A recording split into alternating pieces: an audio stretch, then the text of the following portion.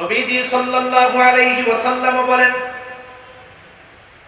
আনা খাতামুন নবিয়্যিন লা নবিয়্যা বা'দ, আমি শেষ নবী, আমার পরে কোন নবী নাই। এখন বলেন তো, কেউ যদি আমার আপনার নবীর পরে এই দাবি করে যে নবীর পরেও নবী আছে, এক গ্রুপ দাবি করে গোলাম মোহাম্মদ কাদিয়ানীও নবী, বলেন তো যদি কোনো ব্যক্তি যদি আমার আপনার নবীর পরে নিজেকে নবী দাবি করে, অথবা ওই নবী দাবিদারকে কেউ নবী বলে বিশ্বাস করে, বলেন তো এদের ঈমান থাকবে নাকি চলে যাবে? কোনো সন্দেহ নাই এরা বেঈমান কাফের, কোনো সন্দেহ নাই। এজন্য যারা আমার আপনার নবীজিকে শেষ নবী মানে না, এরা কাফের, কোনো সন্দেহ নাই। একটা মানুষের কাফের হওয়ার জন্য গোটা কোরআন অস্বীকার করার দরকার নাই। কোরআনুল কারীমের গোটা কোরআন অস্বীকার করার দরকার নাই। কোরআনের একটা পারা অস্বীকার করাও লাগবে না, কোরআনের একটা সূরা অস্বীকার করা লাগবে না, কোরআনের একটা রুকু অস্বীকার করা লাগবে না, কোরআনের একটা আয়াত অস্বীকার করাও লাগবে না, কোরআনের একটা শব্দ অস্বীকার করাও লাগবে না। কোরআনের একটা অক্ষর যদি কেউ অবিশ্বাস করে, বেঈমান হওয়ার জন্য এটাই যথেষ্ট। কোরআনুল কারীমের অনেকগুলো সূরা আছে, যেই সূরাগুলোর শুরুতে একটা অক্ষর। যেমন এক সূরার শুরুতে আছে সাদ, এক সূরার শুরুতে আছে কাফ, এক সূরার শুরুতে আছে নুন। এখন যদি প্রশ্ন করা হয় সাদের অর্থ কি, কফের অর্থ কি, নুনের অর্থ কি, গোটা দুনিয়ার সব মুফাসসিরিনে কেরাম একমত, সকলের জবাব এটার দ্বারা উদ্দেশ্য কি যিনি ভালো জানেন তিনি বলেন আল্লাহ, আল্লাহই ভালো জানেন এর দ্বারা উদ্দেশ্য কি। এখন যদি কোনো অতি পণ্ডিত এই কথা বলে, যার অর্থ জানা নাই, যার উদ্দেশ্য জানা নাই, যার মর্মার্থ জানা নাই, ওটার প্রয়োজন নাই, ওটাও বিশ্বাস করি না, বলেন তো এই কথা বলে যদি কোনো অতি পণ্ডিত নুন কফ সাদ অস্বীকার করে, তার ঈমান থাকবে নাকি চলে যাবে? তাহলে যারা গোলাম মোহাম্মদ কাদিয়ানীকে নবী বলে, তারা তো একটা অক্ষর নয়, নুক্তা নয়, শব্দ নয়, স্পষ্ট একটি আয়াতের বিধানকে সরাসরি অস্বীকার করে, ঠিক কিনা বলে?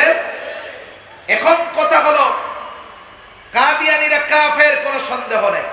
গোটা পৃথিবীর সব মুসলমানদের এই দাবি যে পৃথিবীর প্রত্যেকটা রাষ্ট্রে কাদিয়ানীদেরকে রাষ্ট্রীয়ভাবে অমুসলিম ঘোষণা করা হোক, এ দাবি আমাদের সকলের, ঠিক কিনা বলেন? এ দাবির ব্যাপারে কোনো মত দল নাই, যেই ইমানদার সেই চায় কাদিয়ানীদেরকে কাফের ঘোষণা করতে হবে। প্রথম কথা হলো, রাষ্ট্রীয়ভাবে কাফের ঘোষণা করা হোক আর না হোক, তারা কাফের। তবে কেন ঘোষণা করা দরকার? ঘোষণা করার দরকার এই কারণে, তারা তাদের বিশ্বাসগত কারণে, খতমে নবুয়তকে অস্বীকার করার কারণে তো তারা কাফের। কিন্তু তারা এই অবিশ্বাসকে গোপন করে, মুসলিম পরিচয় ধারণ করে, মুসলমানদের সমাজে মুসলমানদের সাথে বসবাস করে, মুসলমানদের ভিতরে ষড়যন্ত্রের বীজ তারা বপন করতে চায়। সরল মানা মুসলমানদেরকে ঈমানহীন করার ষড়যন্ত্রে তারা লিপ্ত হয়। আমাদের কথা হলো, এই দেশের নাগরিক হিসাবে তারা রাষ্ট্রীয় সুযোগ সুবিধা ভোগ করবে, কোনো অসুবিধা নেই, রাষ্ট্রীয় নিরাপত্তা ভোগ করবে, অসুবিধা নেই, যত ধরনের ভাতা আছে তারা ভোগ করবে, কোনো অসুবিধা নাই। তবে আমাদের দাবি হলো, রাসূলুল্লাহ সাল্লাল্লাহু আলাইহি ওয়াসাল্লামের খতমে নবুয়তকে অস্বীকার করে মুসলমান পরিচয়ে এই 92% মুসলমানের দেশে মুসলিম পরিচয়ে বসবাস করার অধিকার তাদের নাই। তারা বসবাস করবে অন্য ধর্ম পরিচয় নিয়ে, ইসলাম ধর্মের পরিচয় নিয়ে নয়। কারণ কি? কারণ যেই শত্রু আমার আপনার সাথে মিশে থাকবে, আমার আপনার পরিচয়কে বহন করবে, আমার আপনার লেবাসকে বহন করবে, ওই শত্রু প্রকাশ্য শত্রুর চাইতে বেশি ক্ষতিকর এবং ভয়ঙ্কর, ঠিক কিনা বলেন? রোগ যত বড় হোক, যদি রোগের আলামত প্রকাশ পায়, ওই রোগের ট্রিটমেন্ট গ্রহণ করা সহজ। কিন্তু যেই রোগের আলামত টের পাওয়া যায় না, যেই রোগ তার আলামতকে গোপন করে রাখে, লুকিয়ে রাখে, ওই ধরনের রোগ যখন প্রকাশ পায় তখন চূড়ান্ত পর্যায়ের ভয়ঙ্কর রূপ নিয়েই প্রকাশ পায়। যেমন ক্যান্সার সহজে ধরা পড়ে না, অধিকাংশ সময় যখন আলামত প্রকাশ করে ধরা পড়ে তখন ওই ক্যান্সার থেকে ফিরে আসাটা অধিকাংশ সময় কঠিন হয়ে দাঁড়ায়। এজন্য অবশ্যই জাতির স্বার্থে, ইসলামের স্বার্থে, মানবতার স্বার্থে কাদিয়ানীদেরকে রাষ্ট্রীয়ভাবে কাফের ঘোষণা করা এটা প্রত্যেকটা ইমানদার মুসলমানের প্রাণের অন্যতম দাবি, ঠিক কিনা বলেন? তাহলে যে কথার থেকে গেলাম, রাসূল আকরাম সাল্লাল্লাহু আলাইহি ওয়াসাল্লামের মাধ্যমে আল্লাহ তাআলা কিছু বিষয়ের পূর্ণতা দান করেছেন যা অতীতে কারো দ্বারা দান করেন নাই। যেই চারটা বিষয়ের কথা বললাম, 1 নাম্বার শরীয়ত, 2 নাম্বার নবুয়ত, 2 নাম্বার নিয়ামত, 3 নাম্বার নবুয়ত, 4 নাম্বার আখলাক। এবার একটু পেছনের দিকে আমরা যাই। আলোচনা করতেছিলাম যিনি গোটা সৃষ্টি জগতের জন্য অনুসরণীয় হবেন তার মধ্যে এমন কিছু গুণাবলী থাকবে যা সকলের জন্য প্রেরিত হবেন, কোন দল মত নির্বিশেষে, জাতি গোষ্ঠী নির্বিশেষে নয়, সমগ্র সৃষ্টির জন্য তিনি প্রেরিত হবেন। সেই গুণ আমার আপনার নবীর মধ্যে আল্লাহ তাআলা পরিপূর্ণ দিয়ে দিয়েছেন। 2 নাম্বার, তার জীবন একমুখী হবে না বরং বহুমুখী হবে। জীবনের যেই দিকটাই তার জীবন থেকে গ্রহণ করার ইচ্ছা করা হোক না কেন, সিরাতের কিতাব খুললে তার ওই দিকটাই তার জীবন থেকে নেওয়া যাবে। 3 নাম্বার, তার দ্বারা আল্লাহ রাব্বুল আলামিন এমন কিছু বিষয়ের পূর্ণতা প্রদান করবেন যা তার অন্য কারো দ্বারা তার আগে পরিপূর্ণতা লাভ করে নাই। আমার আপনার নবীর মাধ্যমে কোন কোন বিষয় আল্লাহ তাআলা পূর্ণতা প্রদান করেছেন আমরা জেনেছি। বিশেষ করে 4টি বিষয়ের কথা জানলাম। 1 নাম্বার শরীয়ত, 2 নাম্বার নিয়ামত, 3 নাম্বার নবুয়ত, 4 নাম্বার আখলাক। এখন 4র্থ গুণ, যেটা গোটা সৃষ্টি জগতের আদর্শ হওয়ার জন্য জরুরি, সেটা কি? বলে তিনি আল্লাহ তাআলার পক্ষ থেকে যে বিধানাবলী নিয়ে আসবেন, তার কাছে আল্লাহ তাআলা যেই ওহী প্রেরণ করবে সেটা এবং তার জীবন আদর্শ নির্ভুলভাবে তার অনুসারীদের কাছে পৌঁছাতে হবে। তার মানে আমার আপনার নবীর উপরে আল্লাহ তাআলা নাজিল করেছেন কোরআনুল কারীম, এটা নির্ভুলভাবে তার অনুসারীদের কাছে পৌঁছাতে হবে। সাথে সাথে যেহেতু তাকে আমরা অনুসরণ করব, তার সিরাত, তার জীবন আদর্শ নির্ভুলভাবে আমাদের কাছে পৌঁছাতে হবে।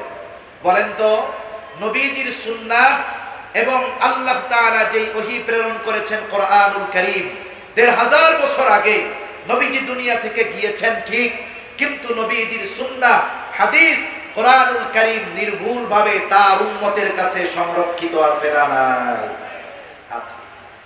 অতীতের কোন নবীর উম্মত ওই নবীর উপরে প্রেরিত কিতাব 100 বছরও নির্ভুল রাখতে পারেনি। উনি দুনিয়া থেকে যাওয়ার কিছুদিনের মধ্যেই ওরা ওটা নিজেদের মন মতো বানায় ফেলছে। তাওরাত গোটা পৃথিবী তন্ন তন্ন করে যদি খোঁজা হয়, আল্লাহ তাআলা যেই তাওরাত মূসা আলাইহিস সালামের কাছে পাঠিয়েছিলেন, বলেন তো সেই তাওরাতের অস্তিত্ব খুঁজে পাওয়া যাবে? যাবে না। কেন যাবে না? এর তো একটু কারণ আছে। কেন যাবে না? এরও তো একটা কারণ আছে, আছে না নাই? এই তাওরাত হেফাজতের দায়িত্ব আল্লাহ তাআলা নেন না। তাওরাত হেফাজতের দায়িত্ব আল্লাহ নিজের কাছে রাখেন না। আল্লাহ তাআলা বলেন, ইন্না আনজালনাত তাওরাতা ফিহা হুদান ওয়া নূর ইয়াহকুমু বিহান নাবিয়্যুনাল্লাযীনা আসলামু লিল্লাযীনা হাদু ওয়ার রাব্বানিয়্যুনা والأحبار بما استحفظوا من كتاب الله। আল্লাহ রাব্বুল আলামিন জানিয়ে দিলেন এই কিতাবের হেফাজতের দায়িত্ব তিনি কাদের দিয়েছেন? এই তাওরাত দ্বারা অনুগত নবীগণ ইহুদিদের মধ্যে ফয়সালা দিতেন, ওয়ার রব্বানিয়ুনরা দিতেন। তাফসীরের মধ্যে আসছে এনারা হলো ফকিহগণ দিতেন। ওয়ার রব্বানিয়ুন ওয়াল আহবার দিতেন যারা আহবার রাহরাব ছিলেন তারা, মানে যারা সাধারণ আলেম ছিল তারা দিত। এখন কেন তারা এই ফয়সালাগুলো দিত? আল্লাহ তাআলা জানায় দেন, বিমাস্তুহফিযু মিন কিতাবিল্লাহ, এই কিতাবের হেফাজতের দায়িত্ব আল্লাহ তাআলা তাদেরকেই দিয়েছিলেন। কিন্তু বলেন তো, কোরআন হেফাজতের দায়িত্ব আল্লাহ তাআলা কোন ফকিহ কোন আলেমকে দিয়েছেন, নাকি হেফাজতের দায়িত্ব স্বয়ং তিনি নিয়েছেন? কে নিয়েছেন হেফাজতের দায়িত্ব? আর আলেমদের ফকিহদের হেফাজতের দায়িত্ব দেওয়া হয়েছিল। ওরা একেবারে নিজেদের মন মতো এইগুলাকে পরিবর্তন করে একেবারে অবস্থা খারাপ বানায় দিয়েছে। কিন্তু কোরআনের ব্যাপারে আল্লাহ তাআলা জানিয়ে দেন শুরুতেই, যখন প্রাথমিক দিকে আমার আপনার নবীর উপরে ওহী নাজিল হতো, জিবরাইল আলাইহিস সালাম তিলাওয়াত করতেন, আর নবীজি চিন্তা করতেন যদি সুইটা যায়, ভুলা যায়, এই চিন্তা করে তাড়াহুড়ো করে মুখস্থ করার জন্য বারবার তিনি জবান আওড়াইতে থাকতেন, নড়াতে থাকতেন, যেন ছুটে না যায়, যেন ভুলে না যায়, যেন পড়াটা ঠিক হয়। এই অবস্থা দেখে আল্লাহ রাব্বুল আলামিন বলেন, লা তুহাররিক বিহি লিসানাকা লিতা'জালা বিহি ইন্না আলাইনা জামাআহু ওয়া কুরআনা। আল্লাহ রাব্বুল আলামিন বলেন, লা তুহাররিক লিসানাকা লিতা'জালা বিহি, আপনি তাড়াহুড়ো করে জবান বারবার আওড়াবেন না। আপনি কি ভাবতেছেন ভুলে যাবেন? আপনি কি ভাবতেছেন এটা হারায়া যাবে? অতীতের নবীদের কিতাবের মতো এটা ছুটে যাবে, ভুলে যাবেন, হারিয়ে যাবে না। শুনে রাখেন হাবিব, ইন্না আলাইনা জামাআহু ওয়া কুরআনা, এই কোরআন সংরক্ষণ করা এবং আপনাকে পড়িয়ে দেওয়ার দায়িত্ব আমি আল্লাহ নিয়েছি। সুতরাং যখন আপনার সামনে কোরআন তিলাওয়াত করা হয়, ফাইদা করানাহু ফাত্তাবিউ কুরআনা, যখন আমি আপনার সামনে কোরআন তিলাওয়াত করি, তার মানে আমার পক্ষ থেকে জিবরাইল আলাইহিস সালাম যখন কোরআন তিলাওয়াত করে, আপনি এটার ইত্তেবা করেন, আপনি সুন্দর মতো ঠান্ডা মাথায় শুনতে থাকেন, অসুবিধা নাই। আরে হাবিব শুনে নেন, শুধুমাত্র আমি এটার সংরক্ষণ করব, আপনাকে পড়িয়ে দিব এমনটা নয়। সুম্মা ইন্না আলাইনা বায়ানা, এই কোরআনের বিস্তর ব্যাখ্যা নিশ্চয়ই এটাও আমি আল্লাহ আপনাকে জানায় দিব। ইন্না আলাইনা বায়ানা, এর ব্যাখ্যার দায়িত্ব আমি আল্লাহ তাআলার উপর। এই জন্য কিয়ামত পর্যন্ত কোরআনের শব্দ, বাক্য, অর্থ একটা নুক্তাও কেউ পরিবর্তন করতে পারবে না। শুধু তাই নয়, ইসলাম বিদ্বেষীরা যখন কোরআনের কোন আয়াতের অপব্যাখ্যা করে, উলামায়ে কেরাম বসে থাকে না, এই আয়াতের সঠিক ব্যাখ্যা নবী ও সাহাবায়ে কেরাম থেকে নিয়ে ওই অপব্যাখ্যাকারীদের বিরুদ্ধে দুর্বার আন্দোলন তারা গড়ে তোলে। সেজন্য কোরআনকে যেমন আল্লাহ তাআলা হেফাজত করেছেন, কোরআনের অর্থ, শব্দ, ব্যাখ্যাকেও হেফাজতের দায়িত্ব নিয়েছেন কে? জোরে বলেন না কে? আল্লাহ তাআলা নিয়েছেন। এজন্য আল্লাহ তাআলা বলেন, ইন্না নাহনু নাযালনা যিকরা ওয়া ইন্না লাহু লাহাফিজুন, আমি এই কোরআন নাজিল করেছি, হেফাজতের দায়িত্ব আমার। তাহলে শেষ পয়েন্ট কথাটা ছিল, তার কাছে প্রেরিত শাশ্বত জীবন বিধান তথা ওহী তার উম্মতদের কাছে নির্ভুলভাবে পৌঁছাতে হবে। এখন বলেন তো, শুধু কোরআনের শব্দবলী নয়, কোরআনের অর্থ ব্যাখ্যা সহ নির্ভুলভাবে এই উম্মতের কাছে সংরক্ষিত আছে না নাই? এবার তার শাশ্বত জীবন বিধান, তার সিরাত এই উম্মতের কাছে থাকতে হবে, তার আদর্শ উম্মতের কাছে সংরক্ষিত থাকতে হবে। এখন যদি আমরা এই অন্যদিকে তাকাই, নবীজির সুন্নাত, নবীজির হাদিস আমরা সুন্দর মতো সংকলন করা কিতাবের মধ্যে লিপিবদ্ধভাবে পেয়েছি, এটা আমাদের জন্য একটা নেয়ামত। কিন্তু যেই মানুষগুলো জীবনের সব কিছুকে ত্যাগ করে, সর্বোচ্চ পরিশ্রম করে, সর্বোচ্চ মেধা দিয়ে যেই মানুষগুলো এই হাদিসগুলোকে একত্রিত করেছেন, সংকলন করেছেন, যেহেতু আপনারা এখানে বেশিরভাগ তালিবুল ইলম, সাথে সাথে অনেক উলামায়ে কেরাম আছেন, এটা আপনাদের অজানা নয়। এক একজন আলেমে দ্বীন, প্রকৃত মুহাদ্দিস যারা, তারা কত সতর্কতার সাথে একটা হাদিসকে কিতাবের পাতায় সংরক্ষণ করেছেন। এটা এক অন্য ইতিহাস তাহলে বলতে হবে, অন্য আরেক দিকে চলে যেতে হবে। তাহলে ওই মানুষগুলো সর্বোচ্চ আমানতদারিতার সাথে যার থেকে হাদিস গ্রহণ করেছেন, ওই ব্যক্তির ভিতরেও যদি সামান্য ত্রুটি বিচ্যুতি পরিলক্ষিত হয়েছে, তার থেকে হাদিস গ্রহণ করেন নাই। আবার নিজে নিজে সর্বোচ্চ প্রচেষ্টা করেছেন তার ব্যাপারে যেন কোনো মিথ্যা অপবাদ উত্থাপন না হতে পারে, এই প্রচেষ্টাটাও তারা সর্বোচ্চভাবে করেছেন। এই যে মানুষগুলোর ত্যাগ, তাদের তিতিক্ষা, তাদের পরিশ্রম, তাদের আমানতদারিতার কারণে ১৫০০ বছর আগে নবীজির পবিত্র জবানের বাণীগুলো নির্ভুলভাবে আমাদের কাছে আছে না নাই? শুধু তাই না, নবীজির সম্পর্কে আমরা এমন ভাবে জানতে পেরেছি, কোন নবী তার উম্মতেরা ওই নবীর গোটা দেহের আকৃতির বর্ণনা দিতে পারবে না, কিন্তু শামাইলে তিরমিজি খুঁজেন, আমার আপনার নবীর দাঁত কেমন ছিল, চুল কেমন ছিল, কয়টা পাকা ছিল, নবী কিভাবে হাসতেন, নবী কিভাবে হাঁটতেন, নবী কিভাবে খাইতেন, নবী কিভাবে বসতেন, এইভাবে প্রত্যেকটা বিষয় নবীজির কর্ম কাজ কথা আমাদের সামনে লিপিবদ্ধ আকারে নির্ভুলভাবে আছে না নাই? আছে। তাহলে যার কাছে প্রেরিত শাশ্বত জীবন বিধান কোরআনুল কারীম নির্ভুলভাবে উম্মতের কাছে পৌঁছিয়েছে, তার জীবন আদর্শ সুন্নাত হাদিস নির্ভুলভাবে আমাদের কাছে পৌঁছিয়েছে, এটা অতীতের কোন নবীর কাছে পাওয়া যাবে না, নবীর উম্মতের মধ্যে পাওয়া যাবে না। সেজন্য সম্মানিত উপস্থিতি, নবীজি সাল্লাল্লাহু আলাইহি ওয়াসাল্লামই এই পৃথিবীর জন্য, গোটা সৃষ্টি জগতের জন্য অনুসরণীয়, অনুকরণীয়। এজন্য আল্লাহ তাআলা বলেন, লাকাদ কানা লাকুম ফি রাসূলিল্লাহি উসওয়াতুন হাসানাহ, অবশ্যই তোমাদের জন্য রাসূলের জীবন আদর্শের মধ্যেই রয়েছে উত্তম আদর্শ। আমরা যদি সেই আদর্শ ব্যক্তিগত জীবন, পারিবারিক জীবন, সামাজিক জীবন, রাষ্ট্রীয় জীবন, রাজনৈতিক জীবনে পরিপূর্ণভাবে ওই আদর্শকে বাস্তবায়ন করতে পারি, ইনশাআল্লাহ এই পৃথিবীতে ইনসাফ, ন্যায় পরায়ণতার সুবাতাস বইবে। আল্লাহ তাআলা আমাদের প্রত্যেককে নবীজির আদর্শে আদর্শিত হওয়ার তৌফিক দান করেন, আমিন। ওয়া আখিরু দাওয়ানা আলহামদুলিল্লাহি রাব্বিল আলামিন। মাশাআল্লাহ।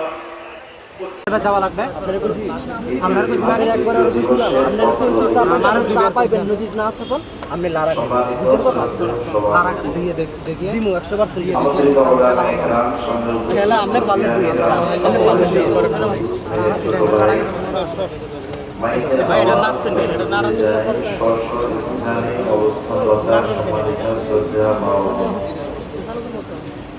আল্লাহ রাব্বুল আলামিনের দরবারে অনেক শুকর যে মহান মালিক আমাদের হায়াতে বরকত দিয়ে সুস্থ রেখে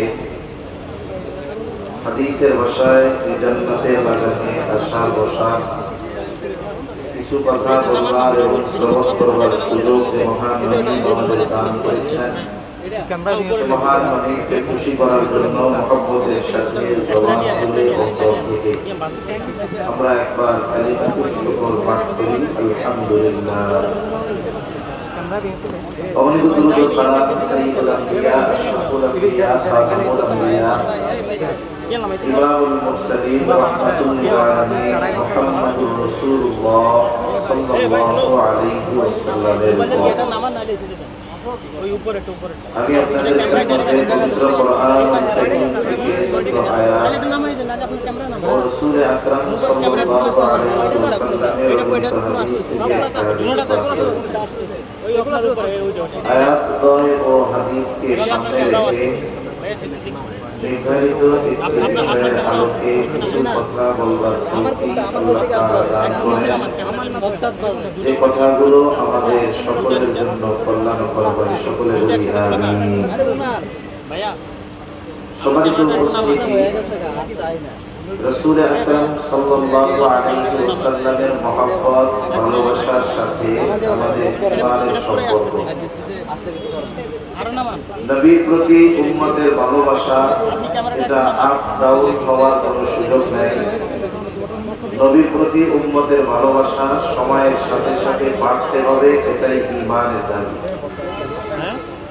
অথচ দ্বীনের প্রয়োজনে, ইমানের প্রয়োজনে, ইসলামের প্রয়োজনে বাবার সাথে দুশ্মনী হতে পারে, শত্রুতা হতে পারে। বাবার প্রতি সন্তানের ভালোবাসা, সন্তানের প্রতি বাবার ভালোবাসা কমতে পারে, কিন্তু রাসূলুল্লাহ সাল্লাল্লাহু আলাইহি ওয়াসাল্লামের প্রতি এই ভালোবাসা কমবার কোনো সুযোগ নেই। সময়ের সাথে সাথে নবীজির প্রতি ভালোবাসা যত বাড়বে, তার ঈমান তত মজবুত হবে, সে রাসূল আকরাম সাল্লাল্লাহু আলাইহি ওয়াসাল্লামের তত প্রিয় পাত্র হতে পারবে। রাসূল আকরাম সাল্লাল্লাহু আলাইহি ওয়াসাল্লামের প্রতি ভালোবাসা বহিঃপ্রকাশ হবে তার ইত্তেবা, আনুগত্যের মাধ্যমে।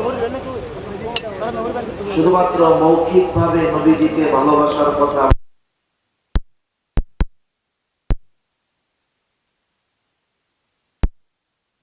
সাল্লামের প্রতি যার আনুগত্যতা যত বেশি, যে যত বেশি নবীজির ইত্তেবা করবে, বাস্তবতা হলো সেই নবীজি সাল্লাল্লাহু আলাইহি ওয়াসাল্লামকে তত বেশি ভালোবাসে বলেই পরিগণিত হবে।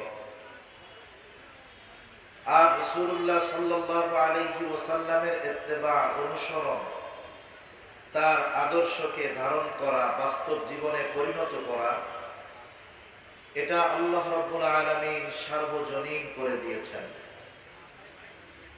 রাসূলুল্লাহ সাল্লাল্লাহু আলাইহি ওয়াসাল্লামের অনুসরণ এটা সার্বজনীন। তার আদর্শ যদি কোনো অমুসলিম ধারণ করতে পারে, তার জীবন আদর্শ যদি কোনো অমুসলিম অনুসরণ করে, সে তো অমুসলিম, ঈমানহীন, বেঈমান।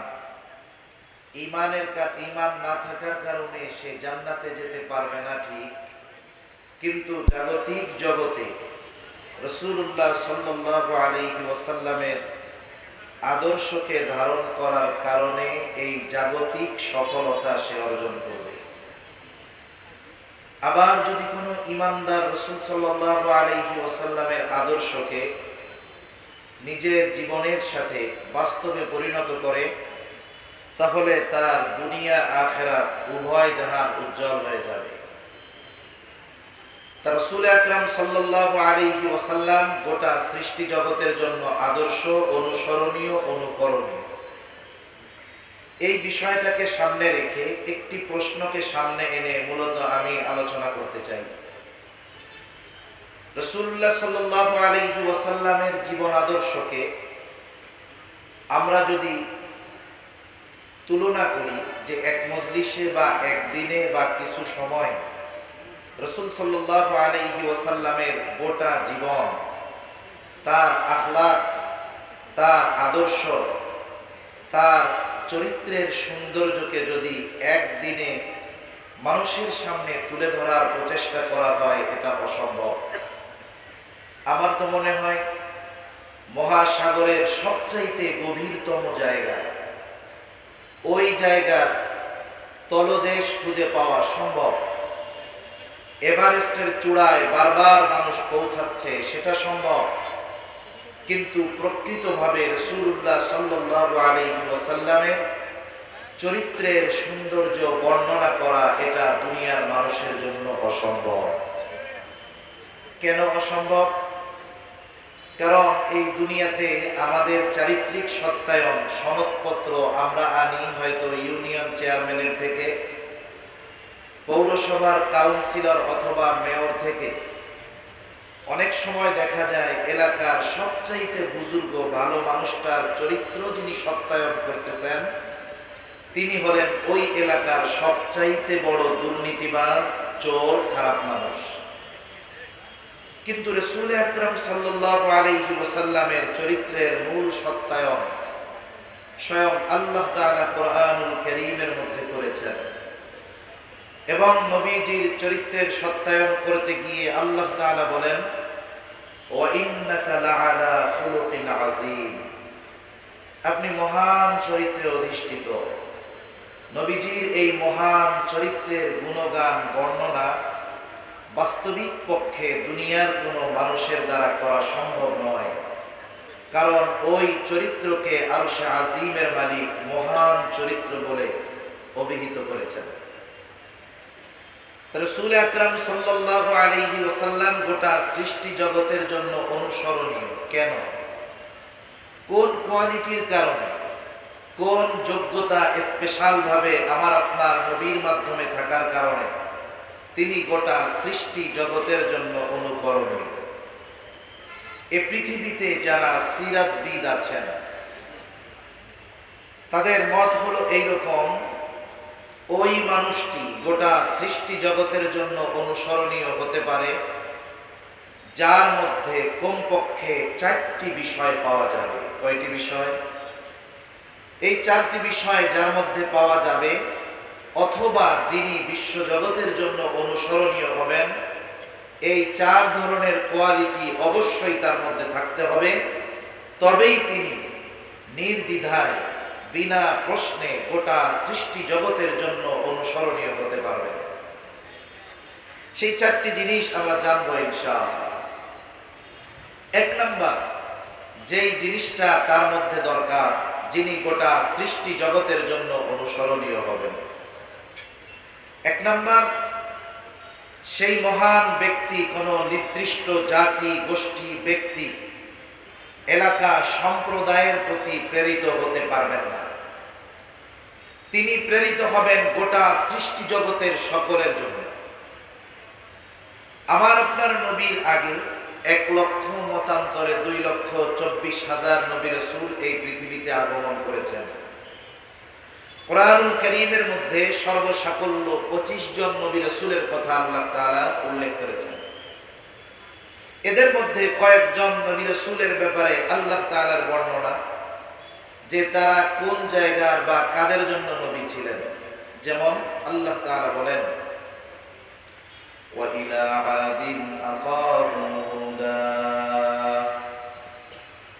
ক্বালা ইয়া কওমি ইবুদুল্লাহা মা লাকুম মিন ইলাহিন গায়রুহু।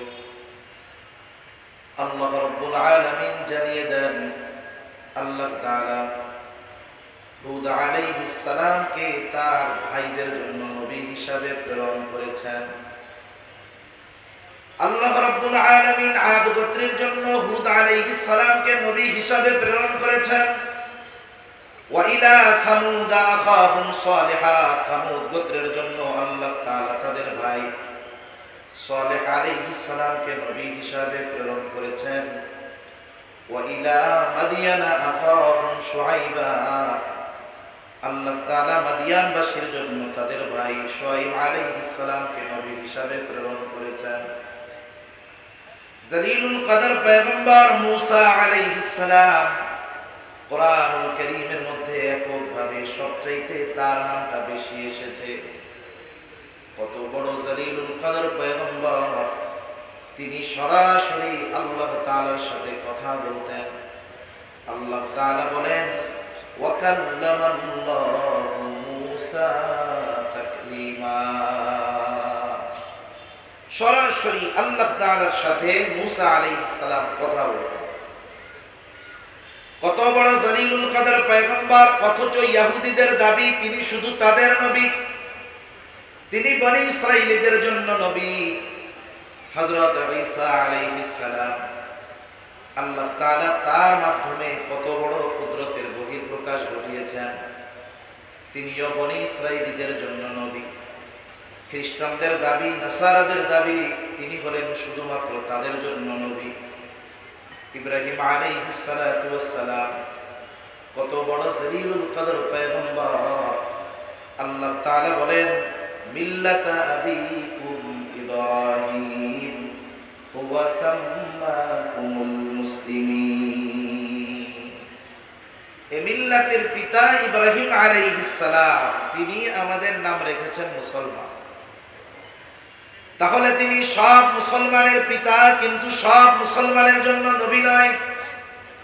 হযরত আদম আলাইহিস সালাতু ওয়াস সালাম মানব কুলের পিতা, সব মানুষের পিতা, কিন্তু তিনি সব মানুষের জন্য নবী নয়।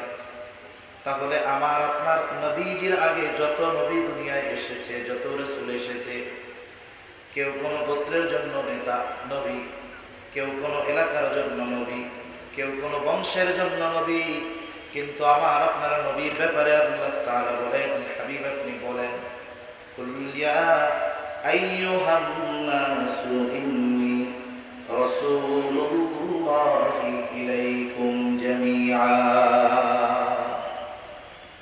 আপনি জানিয়ে দেন আমি তোমাদের সকলের কাছে আল্লাহর পক্ষ থেকে প্রেরিত রাসূল। আল্লাহর পক্ষ থেকে তোমাদের সকলের জন্যই আল্লাহ আমাকে পাঠিয়েছেন। আমার আপনার নবী শুধু মানুষের জন্য নবী নয়।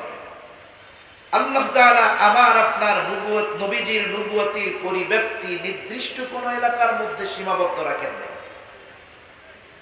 আমার আপনার নবীজির নবুয়তির পরিব্যাপ্তি আল্লাহ তাআলা ততদূর পর্যন্ত বিস্তৃতি করে দিয়েছেন যতদূর পর্যন্ত নিজের রুবুবিয়তের বিস্তার তিনি দিয়েছেন। এজন্য পবিত্র কোরআনুল কারীমের সর্বাধিক পঠিত যেই সূরার নাম হলো সূরা ফাতিহা। এই সূরা সবচাইতে বেশি তিলাওয়াত করা হয়। প্রত্যেক নামাজের প্রতি রাকাতে এই সূরাটা লাগে। তবে ইমামের পেছনে যখন পড়া হয়, ইমামের কেরাত, মুসল্লির কেরাত একা যখন পড়া হয়, নিজে পড়ি, তার মানে প্রত্যেক রাকাতেই সূরা ফাতিহা পড়া লাগে। জামাতে পড়লে ইমাম পড়েন, একাকি যখন পড়ি নিজে পড়ি। এই সূরার শুরুতেই আল্লাহ তাআলা বলেন, আলহামদুলিল্লাহি রাব্বিল আলামিন। সকল প্রশংসা আল্লাহর জন্য।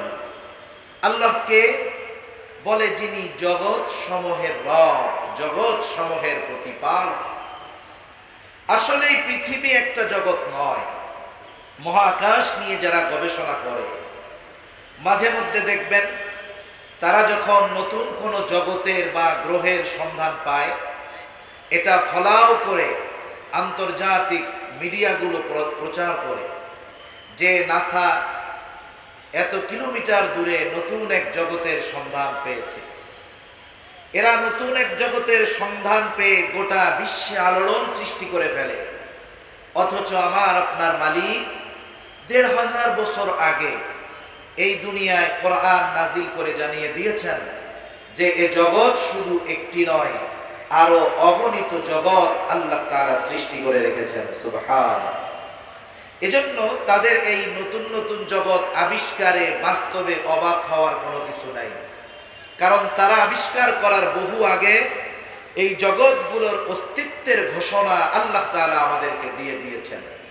শুধু তাই না, এই প্রথম আসমানের নিচে এত জগৎ আছে যে নাসা সহ পৃথিবীর যত বিজ্ঞান গবেষণা, মহাকাশ গবেষণা কেন্দ্র আছে, এরা যদি শত শত বছরও রিচার্জ করে গবেষণা করে, প্রথম আসমানের নিচে কত জগৎ আছে, গ্রহ আছে, এর হিসাব তারা বাহির করতে পারবে না। সুবহানাল্লাহ। এরকম অগণিত জগৎ আল্লাহ তাআলা সৃষ্টি করে রেখেছেন। যত জগৎ আছে সব জগতের রব, প্রতিপালক হলেন আল্লাহ। যেই আল্লাহ সকল জগৎ সমূহের রব, সকল জগৎ সমূহের পরিচালক, যেই আল্লাহ সকল জগৎ সমূহের প্রতিপালক, তিনি আমার আপনার নবীর ব্যাপারে বলেন, ওয়ামা আরসালনাকা ইল্লা রাহমাতাল লিল আলামিন। আল্লাহ রাব্বুল আলামিন আমার আপনার নবীকে বলেন, আমি আপনাকে জগৎ সমূহের জন্য রহমত হিসাবে প্রেরণ করেছি। তার মানে যত জগৎ আছে সব জগতের রব, প্রতিপালক হলেন আল্লাহ। যত জগৎ আছে সব জগতের জন্য রহমত হলেন মুহাম্মাদুর রাসূলুল্লাহ সাল্লাল্লাহু আলাইহি ওয়াসাল্লাম।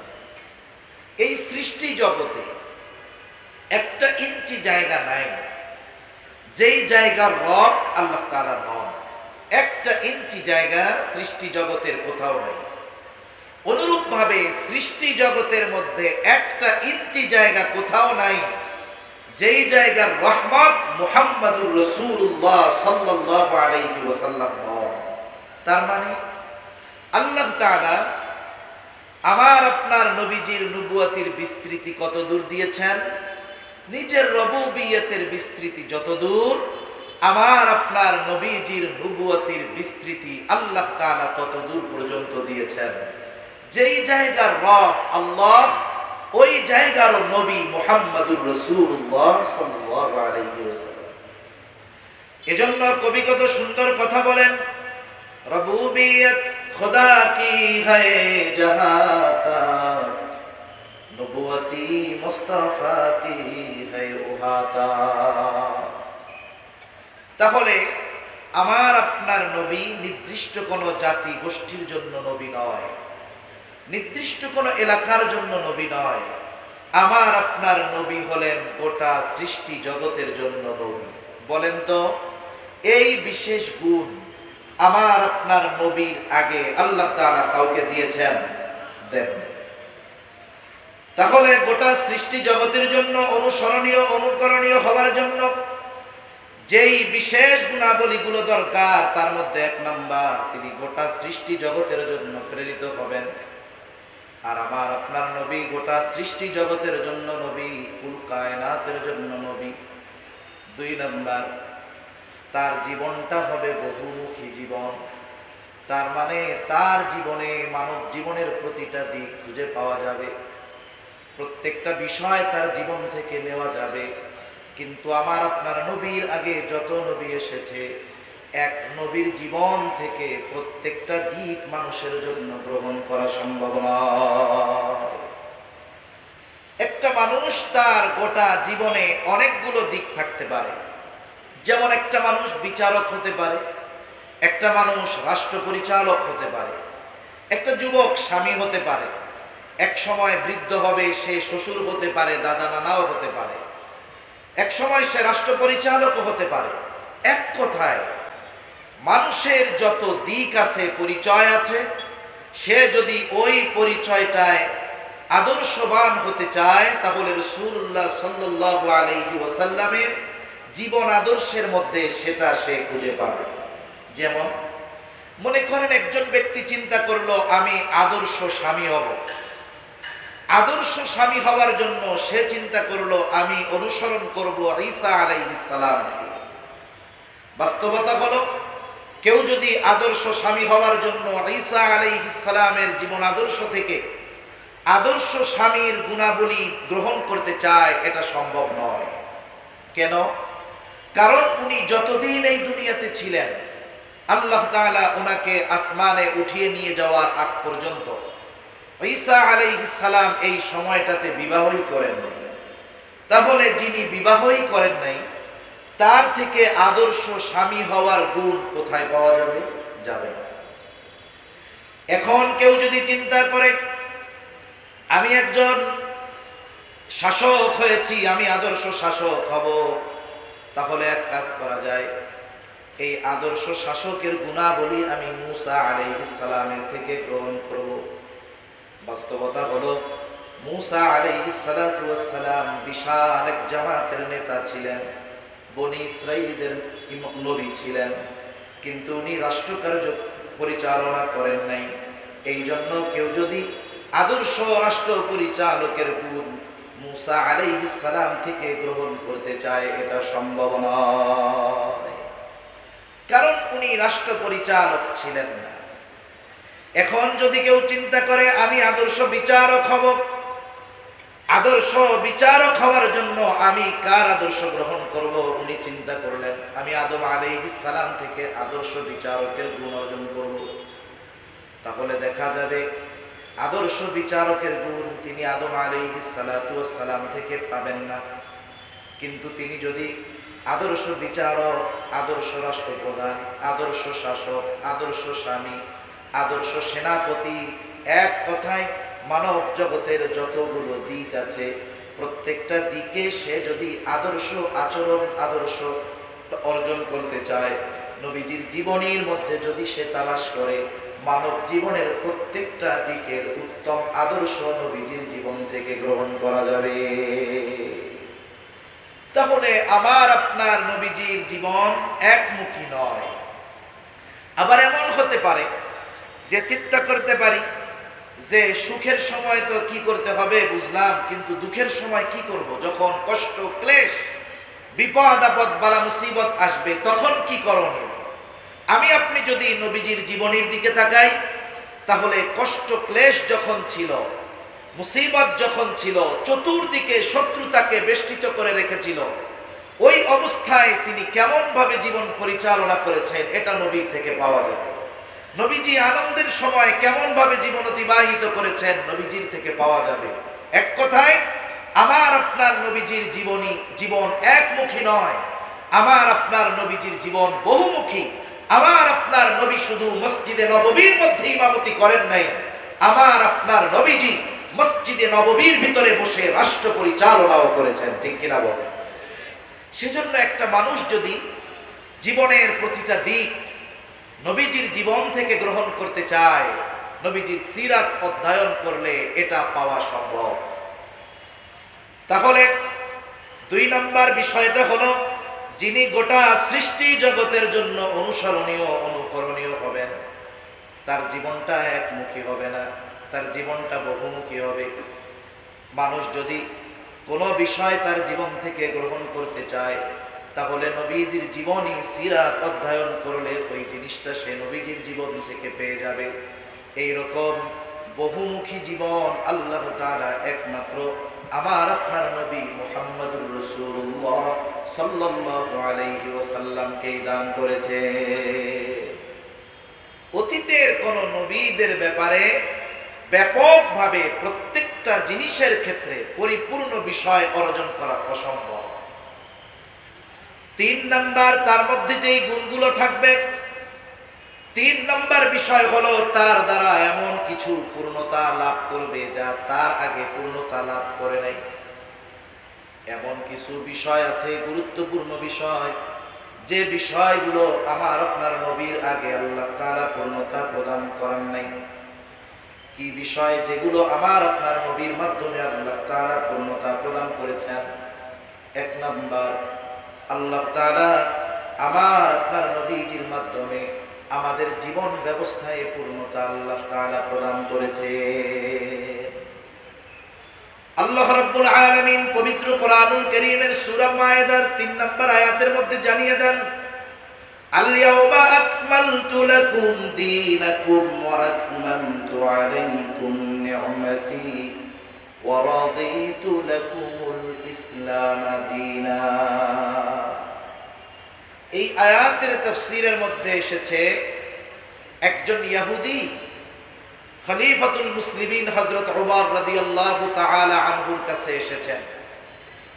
এসে বলে, খলিফাতুল মুসলিমিন, আপনাদের কোরআনে এমন একটা আয়াত আছে যেই আয়াত আল্লাহ তাআলা আপনাদের নবীজির উপরে নাযিল করেছেন।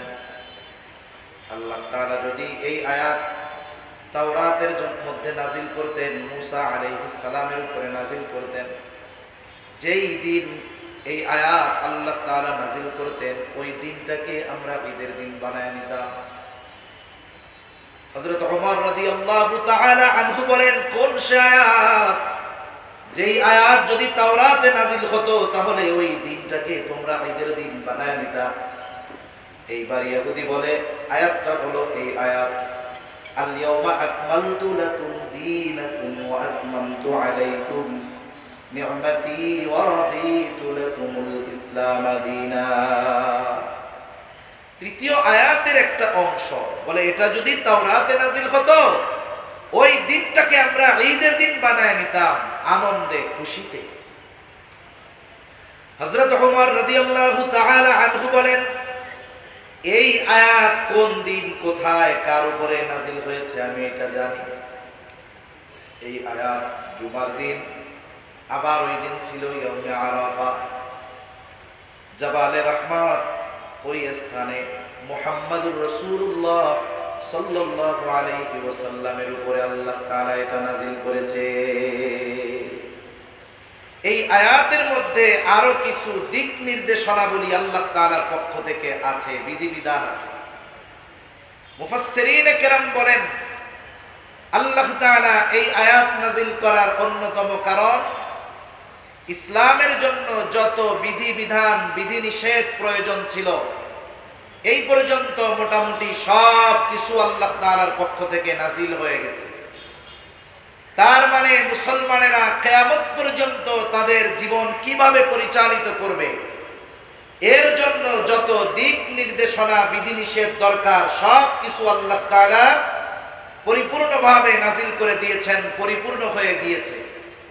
এই জন্য আল্লাহ তাআলা দিন পরিপূর্ণতার ঘোষণা দিয়েছেন। আল্লাহ কি বলেন? আল্লাহ তাআলা বলেন, আল ইয়াউমা আকমালতু লাকুম দীনাকুম, আজকে আমি তোমাদের জন্য তোমাদের থাকে পরিপূর্ণ করে দিলাম। তার মানে আমরা আমাদের গোটা হায়াত কিভাবে পরিচালিত করব, এক কথায় প্রতিটা পদক্ষেপ কিভাবে ফেলবো, প্রতিটা পদক্ষেপ কিভাবে আমরা ফেলবো, সামনে কিভাবে প্রতিটা মুহূর্ত অগ্রসর হব, কিভাবে আমার ব্যক্তিগত জীবন পরিচালিত করব, কিভাবে আমার সমাজ জীবন পরিচালিত করব, কিভাবে আমার পারিবারিক জীবন পরিচালিত করব, কিভাবে আমার রাজনৈতিক জীবন পরিচালিত করব, কিভাবে আমার অর্থনৈতিক জীবন পরিচালিত করব, কিভাবে আমি মানুষের সাথে মিলব, কেমন হবে আমার লেনদেন, কেমন হবে মানুষের সাথে আমার আচার আচরণ, আল্লাহ রব্বুল আলামিন সব কিছু পরিপূর্ণভাবে আমাদেরকে জানিয়ে দিয়েছে।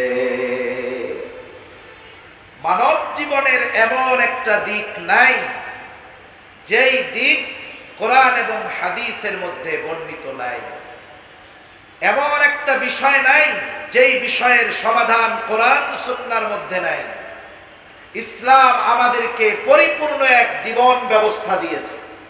কেউ যদি এ কথা বলতে চায় ইসলাম এই পৃথিবীর অমুক অমুক জায়গায় সমাধান দিতে পারে নাই, কেউ যদি এই কথা বলে আর বিশ্বাস করে, নিঃসন্দেহে সে বেঈমান, কোনো সন্দেহ নাই। মূলত এ কথা বলে বলেই এই পৃথিবী থেকে ইসলামী অনুশাসন, ইসলামী আইন বাস্তবায়নের ভয় মানুষের অন্তরের মধ্যে ঢুকিয়ে দেওয়া হয়। বলা হয় ইসলামী শাসন ব্যবস্থা যদি প্রতিষ্ঠিত হয়ে যায় মানুষ স্বাধীনতা পাবে না, ইসলামী জীবন ব্যবস্থা যদি প্রতিষ্ঠিত হয়ে যায়, ইসলামী আইন যদি বাস্তবায়ন হয়ে যায়, তাহলে মানুষ স্বাধীনভাবে চলাচল করতে পারবে না। আসলে বাস্তবতা হলো ইসলামী শাসন ব্যবস্থা যদি প্রতিষ্ঠিত হয়, ইসলাম বিদ্বেষী, বাটপার, দুর্নীতিবাজ আর জালেমরাই মূলত এই পৃথিবীতে টিকতে পারবে না। কখনো চোর চায় না যে চুরির অপরাধ শাস্তিটা কোরআন সুন্নাহর আলোকে দেওয়া হোক, কারণ চোর জানে শরঈ আইন যদি বাস্তবায়ন হয়ে যায়, এখন তো লক্ষ লক্ষ ডলার চুরি করে পার পাওয়া যায়, তখন আর পার পাওয়া যাবে না, হাত কাটা যাবে। ঠিক কিনা বলেন? যেগুলো ব্যভিচার, ধর্ষণের সাথে জড়িত, এরা কখনো চায় না ধর্ষণের শাস্তিটা ইসলামী আইন অনুসারে হোক। কেন? কারণ দেখা যাবে শাস্তি যদি প্রয়োগ হয়, ওই ধরনের চিটিংবাজ বাটপাররাই আগে শাস্তির মুখোমুখি হবে। কিন্তু যারা পরিপূর্ণ নিরাপত্তা চায়, যারা পরিপূর্ণভাবে শান্তিতে বসবাস করতে চায়, যারা ইনসাফ চায়, যারা ন্যায় পরায়ণতা চায়, যারা ন্যায় বিচার চায়, যারা মানবতার হক চায়, যেই মানুষগুলো তাদের ন্যায্য অধিকার বুঝে পেতে চায়, তারাই চায় ইসলামের মাধ্যমে, কোরআন সুন্নাহর মাধ্যমে গোটা পৃথিবী পরিচালিত হোক। ঠিক কিনা বলেন? সেজন্য আমরা ইসলামী অনুশাসন পাচ্ছি না, এটা আমাদের দুর্ভাগ্যের ব্যাপার। কিন্তু এজন্য একথা বলার সুযোগ নাই যে ইসলামী আইন বাস্তবায়ন হলে এই পৃথিবী পিছিয়ে যাবে। এটা নিঃসন্দেহে মিথ্যা এবং একটি ভ্রান্ত চিন্তা। ঠিক কিনা বলেন? তাহলে আল্লাহ তাআলা আমাদের দ্বীন তথা জীবন ব্যবস্থাকে পরিপূর্ণ করে দিয়েছে। এরপর পর আল্লাহ রাব্বুল আলামিন বলেন, وَأَتْمَمْتُ عَلَيْكُمْ نِعْمَتِي وَرَضِيتُ لَكُمُ الْإِسْلَامَ دِينًا। আল্লাহ তাআলা বলেন, وَأَتْمَمْتُ عَلَيْكُمْ نِعْمَتِي, আর তোমাদের উপর আমি আমার নিয়ামত সমূহকে পরিপূর্ণ করে দিলাম। وَرَضِيتُ لَكُمُ الْإِسْلَامَ دِينًا, এবং তোমাদের জন্য ইসলামকেই দ্বীন হিসাবে মনোনীত করলাম। তাহলে 3 নম্বর পয়েন্টে যে কথা আমরা বলতেছিলাম, যে যিনি সমগ্র সৃষ্টি জগতের জন্য অনুকরণীয়, অনুসরণীয় তথা আইডল বা আদর্শ হবেন। তার মধ্যে অন্যতম গুণ থাকবে যে তার দ্বারা আল্লাহ তাআলা এমন কিছু বিষয়ের পূর্ণতা প্রদান করবেন যা তার আগে পূর্ণতা লাভ করে নাই। তাহলে আমার আপনার নবীর দ্বারা 1 নম্বরে পূর্ণতা লাভ করেছে দ্বীন। বলেন তো, আমার আপনার নবীর আগে কোন নবীর মাধ্যমে দ্বীনকে আল্লাহ তাআলা পরিপূর্ণতার ঘোষণা দিয়েছেন? দেন।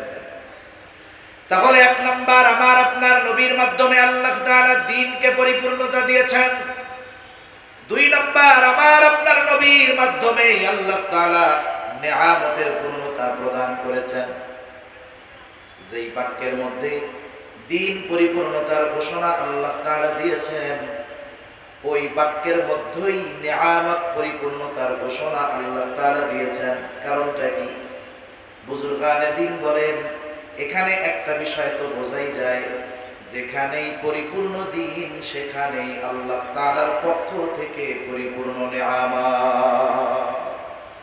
এ বিশ্ববাসী যতটুকু নিয়ামত আমরা আল্লাহ তাআলার পক্ষ থেকে পাচ্ছি, হাজারো পাপাচার, অনাচার, অবিচার, এত কিছুর পরেও, নাফরমানির পরেও যেই পরিমাণ নিয়ামত আল্লাহ তাআলা আমাদেরকে দেন, আমরা যদি লক্ষ বছর হায়াত পাই, এই পাপাচারের পরে যেই নিয়ামত আল্লাহ আমাদেরকে দিচ্ছেন, ওই নিয়ামতের শুকরিয়া লক্ষ বছর হায়াত পেলেও আদায় করা অসম্ভব।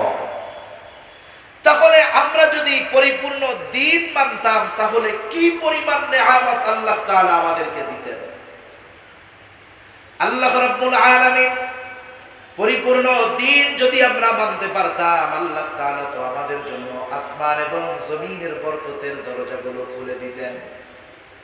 যেমন এক জনপদের ব্যাপারে আল্লাহ তাআলা বলেন, ওয়ালাউ আন্না আহলাল কুরা আমানু ওয়াত্তাকাউ লাফাতাহনা আলাইহিম বারাকাতিন মিনাস সামাই ওয়াল আরদ। আল্লাহ রাব্বুল আলামিন বলেন, লাউ আন্না আহলাল কুরা আমানু ওয়াত্তাকাউ, ওই জনপদের অধিবাসীরা যদি ঈমান আনতো আর আল্লাহ তাআলাকে ভয় করত, আল্লাহ কি করতেন? আল্লাহ বলেন, লাফাতাহনা আলাইহিম বারাকাতিন মিনাস সামাই ওয়াল আরদ, আমি তাহলে তাদের জন্য অবশ্যই আসমান এবং জমিনের বরকতের দরজা সমূহ খুলে দিতাম। তাহলে বোঝা যাচ্ছে যে পরিপূর্ণ দ্বীন অনুশাসন, দ্বীনি অনুশাসন যদি মেনে চলা যায়, রাষ্ট্রীয়ভাবে যদি দ্বীন পরিপূর্ণ প্রতিষ্ঠিত হয়, তাহলে গোটা রাষ্ট্রের মানুষ সুফল ভোগ করবে। রাষ্ট্রীয়ভাবে যতক্ষণ না সম্ভব হচ্ছে, ততক্ষণ প্রত্যেকটা ব্যক্তিকে নিজ উদ্যোগে পরিপূর্ণ দ্বীন মেনে চলতে হবে। আমি আপনি যদি নিজে পরিপূর্ণ দ্বীন মেনে চলি, আশা করা যায় আল্লাহ তাআলা আমাদেরকে প্রতিদান দিবেন না, এমনটা হতে পারে না। যদি সম্প্রতি সময় দ্বীন মেনে চলার দ্বারা কি উপকার লাভ করা যায়, এই বিষয়টা যদি প্র্যাকটিক্যাল আমরা দেখতে যাই, তাহলে আমাদেরকে তাকাতে হবে যেই ভূখণ্ডে, যেই জমিনে, যেই দেশে এই পৃথিবীর অন্যতম পরাশক্তি আমেরিকা শুধু একা নয়, তার বন্ধুদেরকে নিয়ে ন্যাটো শক্তি সম্মিলিতভাবে গড়ে আমেরিকা আর গোটা ইউরোপ বললে চলে, একত্রে প্রায় 2 যুগ একটা দেশের উপরে নির্বিচারে জুলুম, অত্যাচার, নিপীড়ন জারি রেখেছে। সেই দেশটার নাম হলো আফগানিস্তান।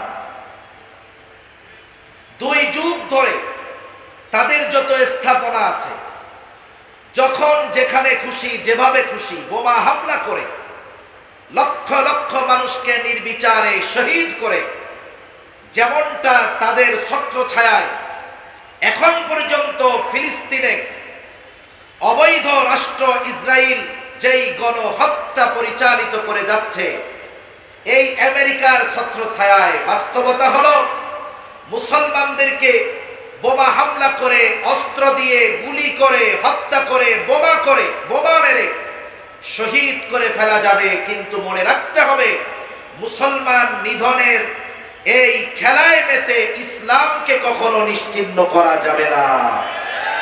মনে রাখতে হবে, অনেক সময় একেবারে অনুর্বর জমিনে পানি পড়ার কারণে ওই জমিনেও এক সময় গাছ গজিয়ে ওঠে। অনুরূপভাবে মুসলমানদের রক্ত যেই জমিনে পতিত হয়, মুসলমানদের রক্ত যেই জমিনে পড়ে, আজ অথবা কাল ওই ভূখণ্ডে আল্লাহ তাআলা পরিপূর্ণভাবে ইসলামকে প্রতিষ্ঠিত করে ছাড়বেন ইনশাআল্লাহ। এজন্য মনে রাখতে হবে, মুসলমান যাদের রক্ত নেওয়া হচ্ছে এরা হেরে যাচ্ছে না, এরা মারা যাচ্ছে, তবে এরা জিতে যাচ্ছে। কিন্তু আফসোস আমাদের, আমরা শুধু তাদের এই দুর্দশা দেখে আফসোসই করতে পারতেছি, আমরা শুধু তাদের জন্য আহ শব্দটা বলতে পারতেছি। কিন্তু এই পৃথিবীর সীমান্তের গেড়াকলে আমাদেরকে ফেলে দিয়ে, জাতীয়তাবাদের গেড়াকলে আমাদেরকে ফেলে দিয়ে, আজকে আমার পাশের দেশে যদি মুসলমান ভাই নির্যাতিত হয়, আমি সশরীরে একজন মুসলমানের সাহায্যার্থে তার পাশে গিয়ে দাঁড়াতে পারি না, এটা আমাদের জন্য বড় আফসোসের, ঠিক কিনা বলেন? কিন্তু সামর্থ্য নাই।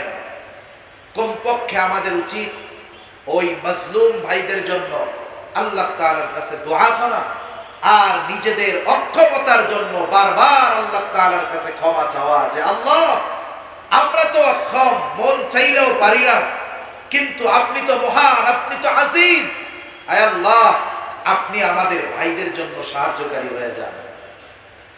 তা যে কথার থেকে গেলাম, যে প্রায় 2 যুগ আফগানিস্তানকে তছনছ করে ফেলেছে, একেবারে কোন স্থাপনা বাকি নাই যে ধ্বংস করেন।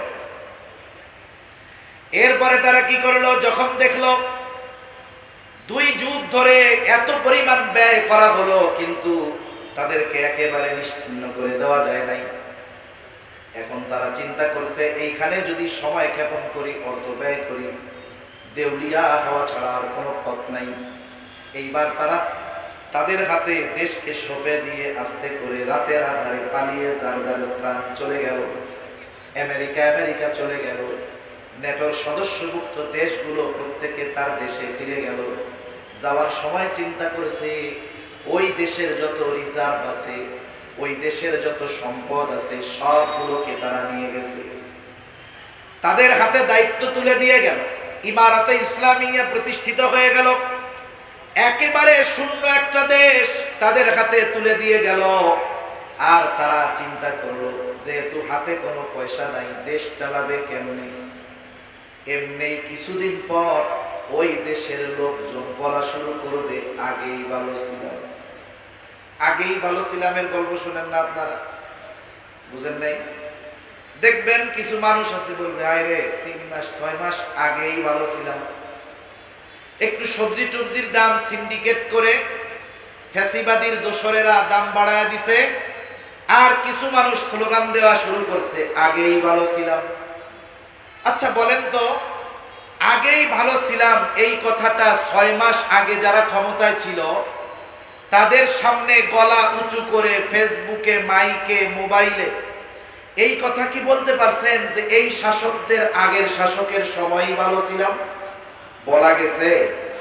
আরে কেউ যদি স্বপ্নে দেখতো যে আমরা এই শাসকের আগে খুব ভালো ছিলাম, আমার মনে হয় এই স্বপ্নের কথা যদি পুলিশ জানতে পারত যে এই গভর্নমেন্টের বিরুদ্ধে সে এইরকম একটা স্বপ্ন দেখছে, আমার মনে হয় ওরে আয়না ঘরে দিয়া কইতো, অন্য স্বপ্ন আর দেখতে পারো নাই না, খালি এই স্বপ্নই দেখো। আসলে বিষয় হলো, যদি বাজার দরের হিসাব করি, স্বাভাবিক দাম তো বাড়ছে, কিন্তু গত বছর 1200 টাকা কেজিতে মরিচ কেনা লাগছে, ফার্মের মুরগি 250 টাকা করে কেনা লেগেছে। বুঝতে হবে 17-18 বছরের সাজানো গোছানো একটা বিষয়, এই ময়লা বর্জ্য 2-3-4 মাসের মধ্যে পরিপূর্ণভাবে পরিষ্কার করা এটা বড়ই কঠিন, ঠিক কিনা বলেন? কিন্তু মানুষের খাসলাত এইটা। কিছু মানুষ বলা শুরু করবে, আগেই ভালো ছিলাম। আমেরিকাও চিন্তা করছে যে আমরা যখন একেবারে রিক্ত হস্তে তাদেরকে রেখে যাব, কোনো টাকা পয়সা কিছুই থাকবে না, কোনো রিজার্ভ থাকবে না, তখন আফগানিস্তানের মানুষ বলা শুরু করবে আমরা আগেই ভালো ছিলাম। কিন্তু ওই ইমারতে ইসলামিয়ার দায়িত্ব এমন একদল মানুষের হাতে গিয়েছে, যদি বলা হয় এই পৃথিবীতে প্রকৃত ইমানদার, সবচাইতে মজবুত ইমানদার এবং সর্বোচ্চ তাকওয়ার অধিকারী যদি কেউ থাকেন, যদি কোনো শাসকেরা থেকে থাকে, যদি কোনো রাষ্ট্র পরিচালনার দায়িত্বশীলেরা থেকে থাকে, তাহলে এই পৃথিবীতে ওই ঈমান এবং তাকওয়ার সর্বোচ্চ গুণ তাদের মধ্যে রয়েছে। ঠিক কিনা বলে? এই দুটি গুণ তাদের মধ্যে রয়েছে। একেবারে বিনা রিজার্ভে, রিক্ত হস্তে যখন তারা রাষ্ট্র পরিচালনা শুরু করলেন, 2 বছর পার হয়েছে, কি দেখলাম? আমরা দেখতে পাচ্ছি দিন যাচ্ছে, ওই শূন্য হাতের দেশটা দিন যাচ্ছে আর অর্থনৈতিক সমৃদ্ধি, উন্নতি, প্রযুক্তিগত উন্নতি এমন গতিতে তারা বাড়ছে যে বাংলাদেশের অর্থের তুলনায়, টাকার তুলনায় তাদের টাকার মান প্রায় দ্বিগুণ। এবং বিগত 2 বছর সবচাইতে ঊর্ধ্বগামী ছিল আফগানিস্তানের টাকার মান। এটা কেমনে হলো? মূলত এটা হওয়ার অন্যতম কারণ যে তারা তাদের দেশকে ইসলামী শরীয়তের আলোকে পরিচালনার চেষ্টা করতেছে, আর আল্লাহ তাআলা তাদের জন্য নেয়ামতের দরজা সমূহ খুলে দিচ্ছে। এজন্য আমরাও আশা করি যে আমরা যদি পরিপূর্ণ ইসলামী অনুশাসনের মধ্যে আসতে পারি, আমাদের এই দেশ যদি পরিপূর্ণ ইসলামী আইনে পরিচালিত হয়, নিন্দুকেরা, ইসলাম বিদ্বেষীরা যা বলে বলুক, ইসলাম যদি প্রতিষ্ঠিত হয়, আল্লাহর কসম এই সুফল শুধু হুজুরেরা ভোগ করবে তা নয়, এই দেশে বসবাসকারী অমুসলিমরাও ইসলামী শাসন ব্যবস্থায় সর্বোচ্চ শান্তিতে থাকতে পারবে। মনে রাখতে হবে যে ইসলাম এমন এক জীবন ব্যবস্থা, রাষ্ট্র পরিচালনার ব্যবস্থা দিয়ে গেছে যেখানে শুধু মুসলমানেরাই নিরাপদে থাকে তা নয়, ওই ইসলামী রাষ্ট্রের মধ্যে অমুসলিমেরাও পরিপূর্ণ অধিকার লাভ করতে পারে। এটাই বাস্তবতা। কিন্তু বিষয় হলো, ইসলামী আইনের ভয় মিডিয়া এমন ভাবে ফলাও করে প্রচার করে যে এইটা দেখার আগেই ভয় লাগা শুরু হয়ে যায়। বিষয়টা কেমন? গল্প মনে আসলো তাই বলি। এক অন্ধ যে চোখে দেখে না, যে চোখে দেখে না সে বস্তু, যে কোনো বস্তুর হাকিকত অনুধাবন করতে পারবে না। তাকে একজন বলতেছে, ভাই তুমি তো কোনোদিন দুধ খাও নাই, তোমারে আমি একটু দুধ খাওয়াইতে চাই। এখন বলতেছে দুধ কেমন? দুধ তো সাদা। সাদাটা কেমন? সে উদাহরণ দিচ্ছে, সাদাটা হইল বকের মতো। এখন বলে বক কেমন? এখন বক কেমনে বুঝাবে? হাতটারে এরকম বাঁকা কইরা ওর হাত দিয়ে এরকম ধরাচ্ছে, বক হইল এরকম। আসলে কথা ছিল কি, দুধ সাদা। সাদা কেমন? বকের মতন। বক কেমন? এইরকম। যখন ও হাত দিয়ে ধরছে, কয় ভাই এই দুধ আমার খাওয়া লাগবে না, এত গলায় আটকে মরে যাবে।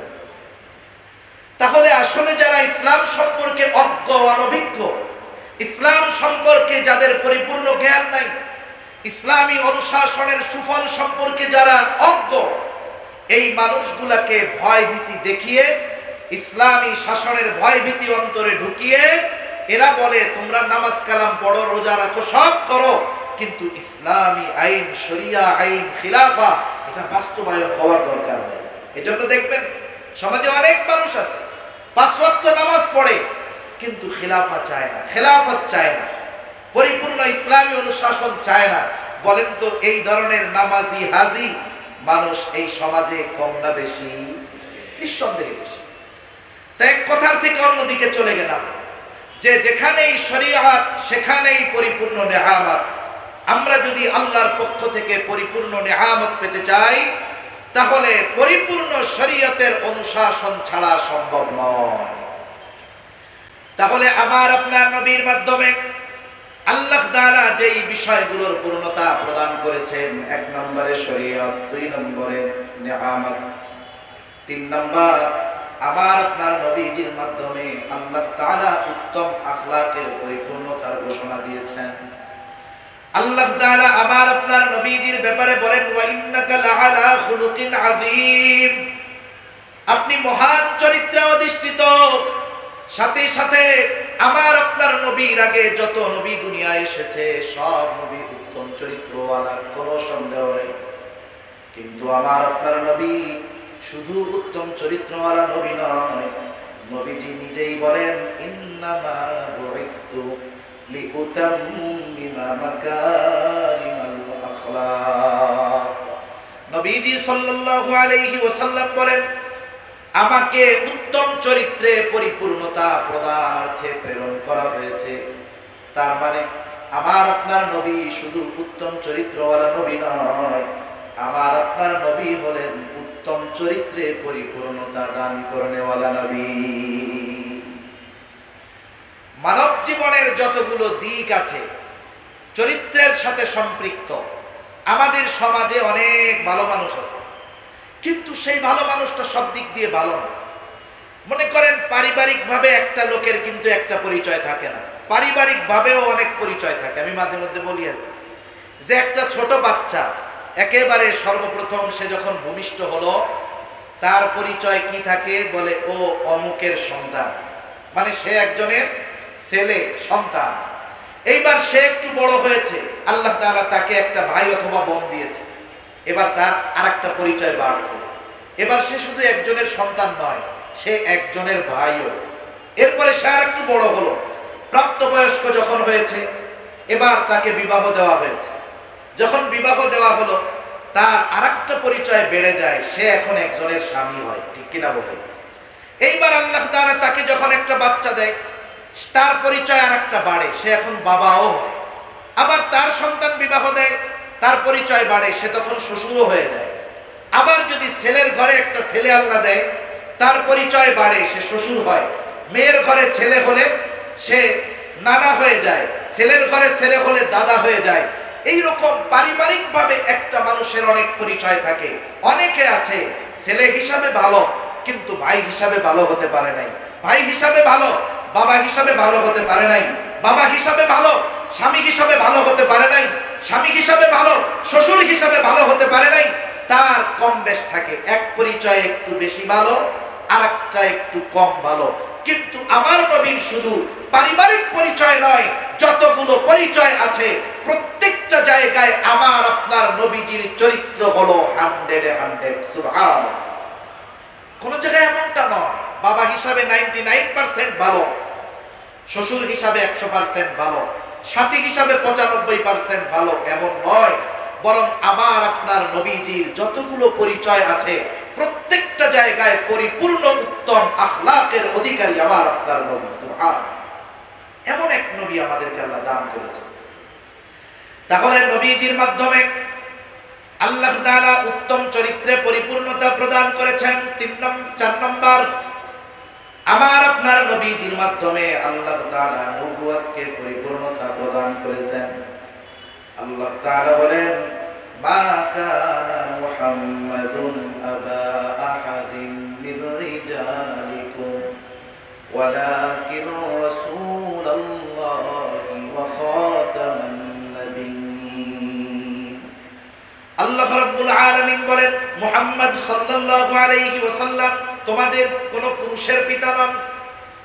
এই আয়াতের শানে নুজুল সেটা ভিন্ন, ওই দিকে আলোচনা যাওয়ার মতো সময় সুযোগ কোনোটাই নাই। কিন্তু এই আয়াতের দ্বারা আমার আপনার নবী যে শেষ নবী, খতমে নবুয়তের সুদৃঢ় এক দলিল হলো এই আয়াত। আল্লাহ তাআলা বলেন ওয়ালাকিন রাসূলুল্লাহ ওয়া খাতামান নাবিয়্যিন, তিনি হলেন আল্লাহর রাসূল এবং তিনি হলেন শেষ নবী। আমার আপনার নবী শেষ নবী, আমার আপনার নবীর পরে আর কোন নবী নাই।